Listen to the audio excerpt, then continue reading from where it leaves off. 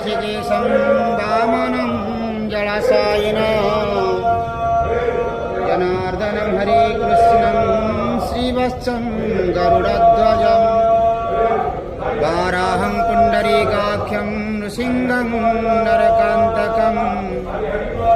अव्यक्तं शाश्वतं विष्णुः आनन्दम् अजमं व्ययम् नारायणं गदाधक्ष्यं गोविन्दं कीर्तिभाजनं रामं हयग्रीवं भीमरोद्रभवोद्भवम्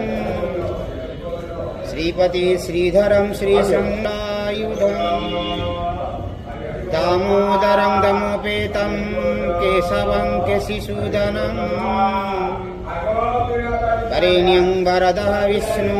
आनन्दं वसुदेवकम् भैरवश्च पशुपतिः सर्वशक्तितत्त्वं च शाक्तम् बौधानं बुद्धरूपं ऋषभं यतिवरं जैनसिद्धान्तसारम्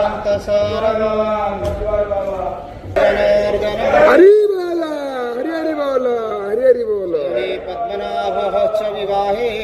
च प्रजापतिं युद्धे चक्रधरं देवं प्रवासे च त्रिविक्रमम् नारायणं तनुत्यागे श्रीधरं प्रियासङ्गमे दुःस्वप्ने स्मर गोविन्दं सङ्कटे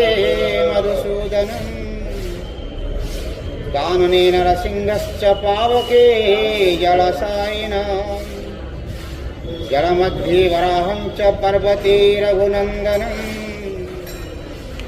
गमने वामनं चैव सर्वकार्येषु माधवम्